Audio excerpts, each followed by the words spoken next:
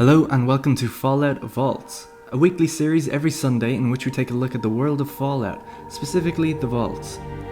As Fallout 4 approaches, I'll be going through all the vaults, explaining their sinister vault experiments, how they developed and their purposes. If you guys like the series, be sure to let me know and maybe even share it around. In case you missed last week's episode, we took a look at Vault 108. This week, we'll be venturing into Vault 11. Vault 11 is located west of Boulder City and is featured in Fallout New Vegas. It is one of the biggest vaults available to explore today. Vault 11 also has a deep history and a huge amount of information about it. The quest, Democracy in Action, is about uncovering the mystery behind Vault 11 and the fate of the 4 bodies at the entrance. I'm going to take you through as much of the vault as I can as we discover what happened to the 4 bodies and what this vault's true purpose was for. The entrance has been open for decades and is quite run down. As a result, there are giant rats and mantises throughout the vault, feasting on the bodies both fresh and old. Right at the entrance, there is a terminal that has a security recording on it. Playing it reveals the final moments of the 4 at the entrance, and tells the story of a 5th person. Are we really gonna do this? It's open, we could just leave. I couldn't, not after that. We don't deserve to leave. A shining example. That's what it called us. But we did what we were supposed to. Not by a long shot. Anybody would have done what we did. You ask me? That's exactly the problem. Now let's get on with this. I'll go first. Wait. People should know what happened. They could learn from it. If there's anyone out there at all, I hope they never have to find out. Ready, Harry? Yeah. No, wait!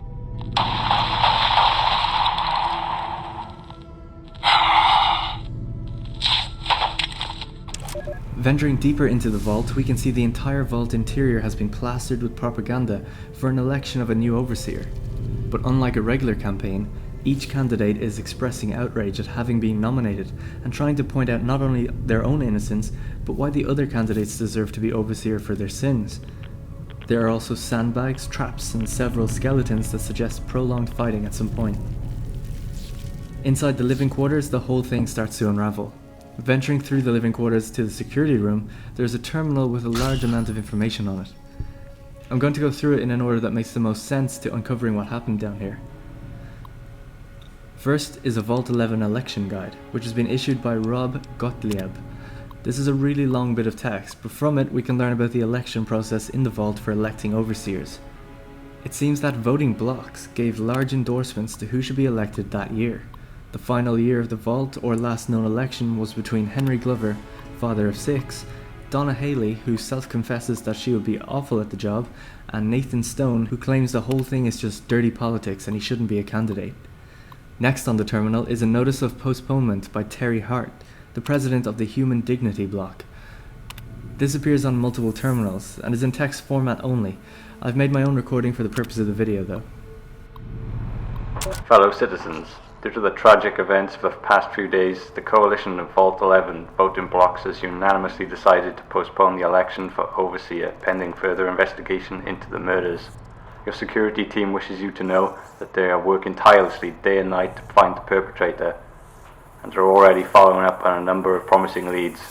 God willing, if the killer is apprehended swiftly, we may have found a promising new candidate for Overseer.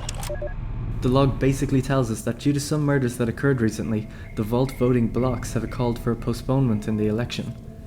Again, the interesting thing is that being elected has huge negative connotations associated with it, so much so that Terry hopes the murderer gets elected as overseer. Next on the terminal is a deposition log. Catherine Stone has either been found out or admitted to the previous murders, and her motivation for the murder is obvious. Again, the log is in text format only, but I've made my own recording for the video. Okay, let's pick up where we left off, Kate. Catherine. Sorry, right. Catherine. I keep forgetting. My husband calls me Kate. You were telling us of a discussion you allegedly had with Roy Gottlieb of the Justice Bloc. Not allegedly. Had. We've been through this.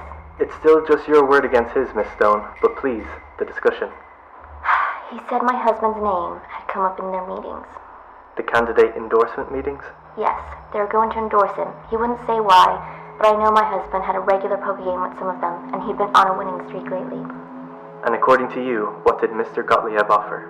He said he could sway his block, prevent the endorsement. But only if I... Only if you what, Catherine? Only if I...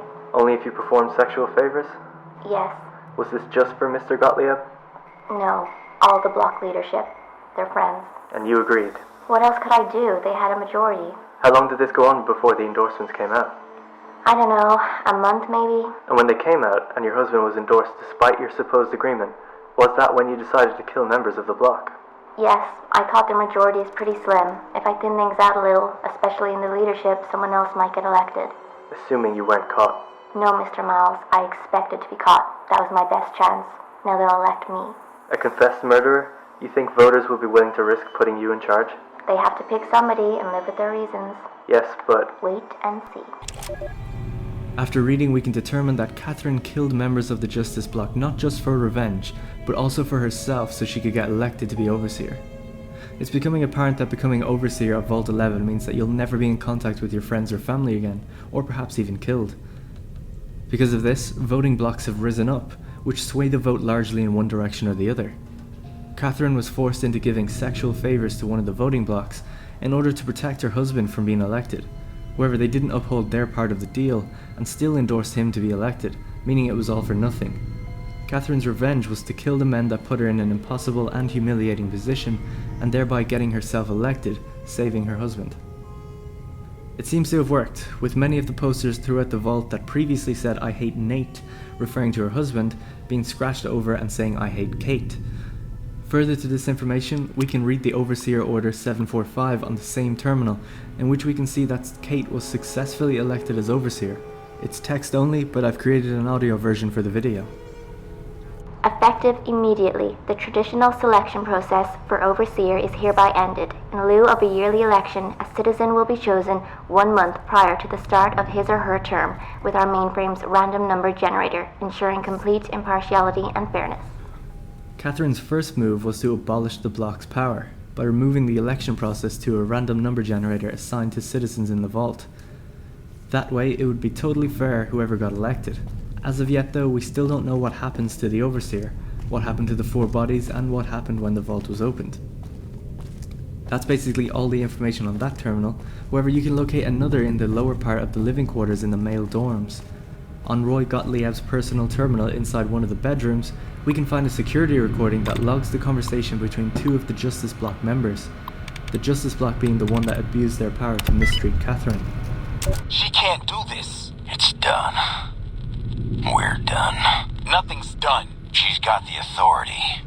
The only thing she can't do is change her own fate. Nothing says she can't change the selection process for future overseers. I say she can't. You shouldn't have toyed with her like that, Roy. We still have the majority. We don't vote for anything anymore. I'm not talking about voting. What then? You want to have a sit-in? A hunger strike? Not exactly. Maybe march into her office with torches and pitchforks? Yes. Come on. I mean it. What? Start a revolution? Laws don't outlast their governments. Roy, all we have to do is wait until someone from Justice Block gets picked for Overseer. Then we have them change the law back. There won't be any blocks after the new Overseer is picked tomorrow. Everyone's going to move on. By the time we've reformed, who knows if we'll still be in the majority? We can hold the block together. You don't know that. Besides, what if the computer picks you? What if it picks me? And your solution is to start shooting? Not if we don't have to. Look, we arm up. We go to the lower floors, take some strategic targets. Power, food, water, just until she turns authority over to us. The other blocks won't support it. They're tired of us having the power. We have the majority. We don't need them. This isn't a vote, Roy. They'll fight back. They've never had the nerve. Hell of a way to test it. Fearing that their power will be removed with Catherine's new law, and for their fate at the hands of the random selection process, Roy Gottlieb plans to instigate a civil war inside the vault. Unfortunately, that's about it. We don't know what happened next exactly. We're not sure if the civil war was a success or if Catherine put down the rebellion and remained Overseer. Either way, it seems like the vault tore itself apart. But why did this all happen? Well, one part of the vault I haven't discussed is the reactor and atrium level. Going down to the lower levels of the vault, we can see the place has been flooded badly. The reactor room and many others are almost completely submerged in water. We can, however, see where the fighting broke out, and this could be in part the reason for the leaks. Going through this area will take you to the atrium, where you can find the prepared speech of Gus Oslin, Ombudsman for the annual Overseer election. It is quite a lengthy piece of text. To summarise, however, the election takes place every year because the Overseer is the one to be sacrificed in a sacrificial chamber. If a sacrifice is not made, all the residents will be killed. Because of that simple rule, the gangs, the politics, elections and civil war all rose from that principle. In this prepared speech, Gus wonders why they have to do this, what's the reasoning behind it, and if an answer can ever be provided.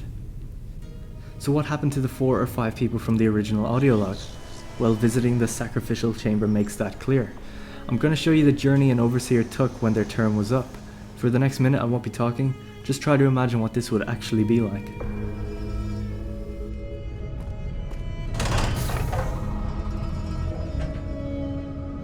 Congratulations, Martyr. Your fantastic journey is only just beginning. Please proceed to the light. The light is calming and puts your mind at ease. Go to the light.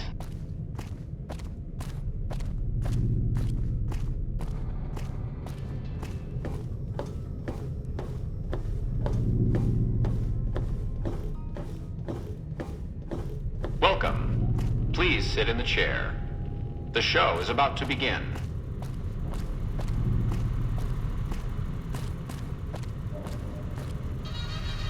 Greetings, Martyr, and welcome.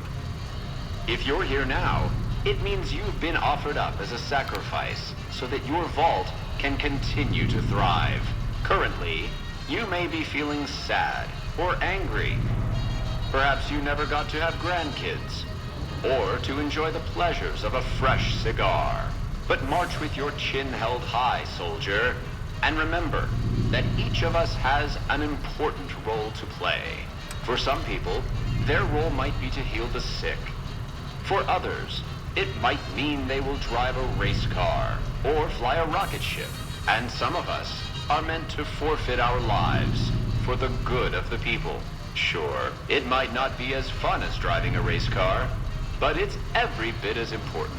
Let's take a moment to reflect on the moments that made your life worth living. Think about that time you kissed your steady girl for the first time under the bleachers at the big game. Or when you snuck out after curfew to catch that new flick that your parents wouldn't let you see because it was too scary. Boy, were they right. And who could forget when you met the love of your life? What a looker. These are just examples. Do you feel that feeling stirring in your chest as you think of these things? Good. What you are feeling is peace. You've led a great life. Living it has been its own reward. But it is only the beginning.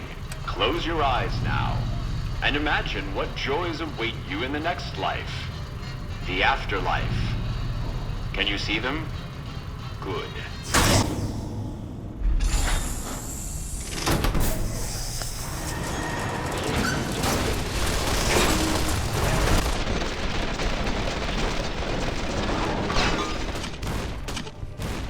Pretty amazing stuff. If you are prepared and manage to beat the sentry bots and turrets, you can access the Vault 11 mainframe. Listening to the system recording, we find out more about the 5 last citizens. Alright, I know you can hear me, so listen up. There's 5 of us left. 5 out of I don't know how many. So, it's over. We've talked and it's over. We're not gonna send anybody to die anymore. So shut off our water, our gases, or do whatever it is you're programmed to do. But we're done listening to you.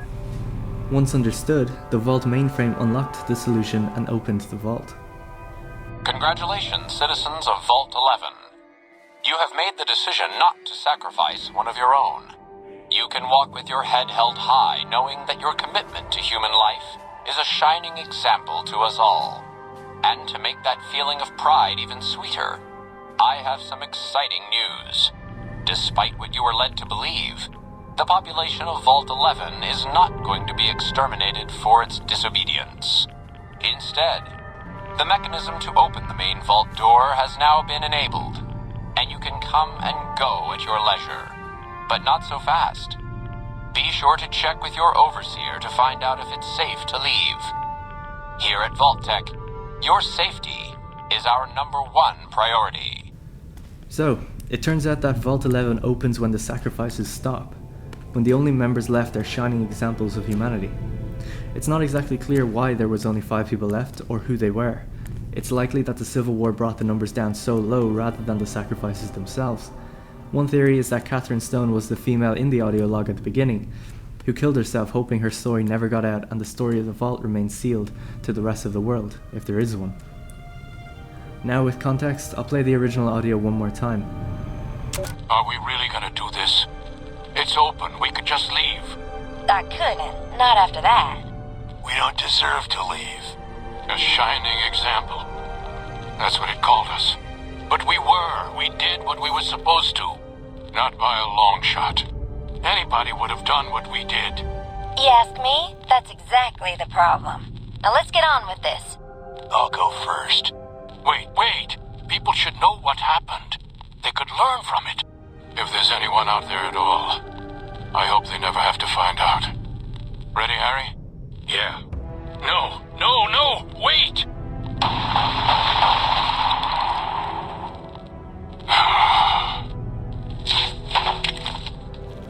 From Vault 11, 1,000 entered and 1 left.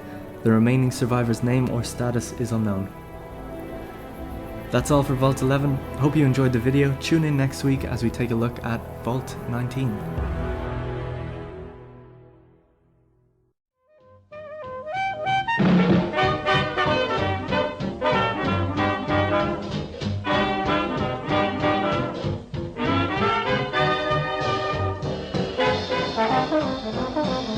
Thank you.